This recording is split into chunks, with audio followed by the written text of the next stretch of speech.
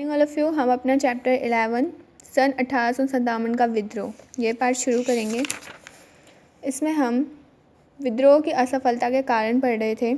हमने इसमें 5th point तक पढ़ लिया है। अब हमें 6 पॉइंट से पढ़ना है। विद्रोहियों के पास धन तथा अन्य संसाधनों की कमी थी। जो लोग विद्रोह कर रहे थे इनके पास धन नहीं था और ना ही संसाधन थे, जबकि ब्रिटिश लोगों के पास भरपूर सैनिक धन तथा अस्त्र शस्त्र थे।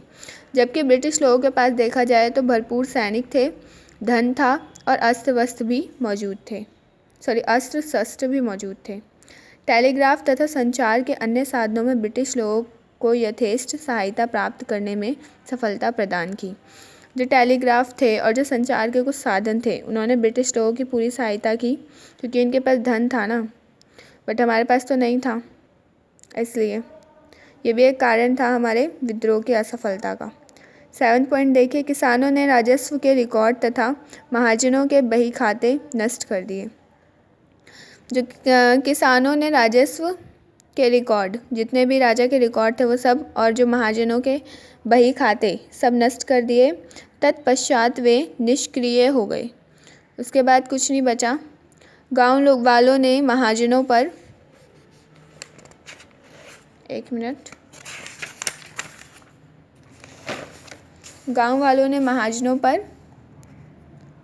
आक्रमण किया तो वे महाजन विद्रोहियों के विरुद्ध हो गए। जब गांव वालों ने क्या किया, महाजनों पर आक्रमण कर दिया तो विद्रोहियों के विरुद्ध हो गए। बम्बई, कलकत्ता, मद्रास आदि बड़े नगरों के व्यापारियों ने ब्रिटिश लोगों की सहायता की, क्योंकि उनके हित अंग्रेज़ों के साथ में सुरक्षित थे। तो देखिए, जो अलग अलग राज्य थे हमारे देश के, वहाँ के नेताओं ने भी क्या किए, इनकी सहायता की। मतलब वहाँ के जो राजा वगैरह था, क्योंकि इनके जो हित थे वो अंग्रेज़ों के हित में ही छुपे हुए थे, अंग्रेज़ों के पास ही थे। ठीक है। 8 पॉइंट देखिए, शिक्षित भारतीयों ने भी विद्रोहियों की सहायता नहीं की। जो शिक्षित भारतीय थे उन्होंने विद्रोहियों की सहायता नहीं की। उनका यह विश्वास था कि ब्रिटिश लोग देश में सामंतशाही शक्तियों को नष्ट कर रहे हैं तथा देश में प्रगति का नया युग ला रहे हैं। जो शिक्षित भारतीय लोग थे उन्हें तो यही नहीं पता था कि विद्रोह से उनको क्या फ़ायदा होगा। उनको सिर्फ ये लग रहा था कि जो अंग्रेज़ लोग हैं वो सामंतशाही को ख़त्म कर रहे हैं, ज़मींदार वगैरह नहीं होंगे, टैक्स नहीं ले जाएंगे, जिससे कि क्या होगा, एक नया युग आएगा। बट ऐसा तो कुछ था नहीं ना। 9 देखो, बंगाल की सैन्य टुकड़ियों के निजी चरित्र भी विद्रोह की असफलता के उत्तरदायी थे। वे उद्दंड स्वभाव के थे, अतएव जहाँ भी वे भेजे गए उन्हें घृणा की दृष्टि से देखा गया। तो देखिए, बंगाल की जो सेना की टुकड़ी थी उनका जो निजी चरित्र था वो भी अच्छा नहीं था।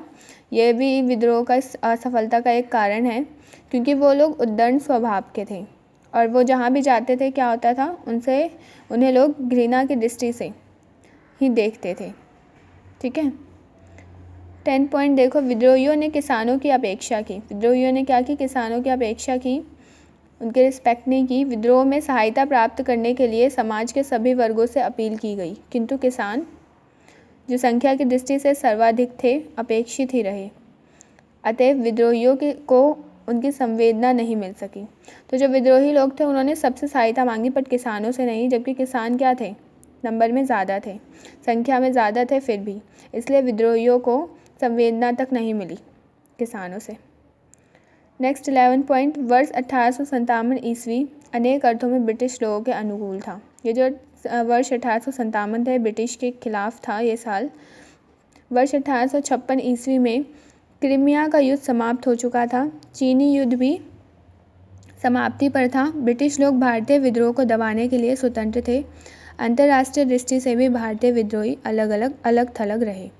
तो देखिए, 1856 में क्रीमिया युद्ध भी ख़त्म हो गया था उनका, चीनी युद्ध भी ख़त्म हो गया था। तो वो विद्रोही, मतलब भारत में जो विद्रोही थे उनको आराम से दबा सकते थे। और साथ में जो भारतीय विद्रोही थे वो अलग थलग थे, उनमें एकता नहीं थी।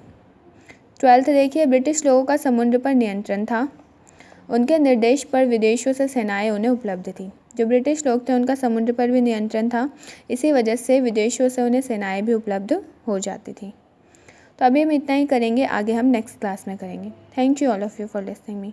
वीडियो को लाइक, शेयर और सब्सक्राइब करना ना भूलें और बेल आइकन ज़रूर हिट करें।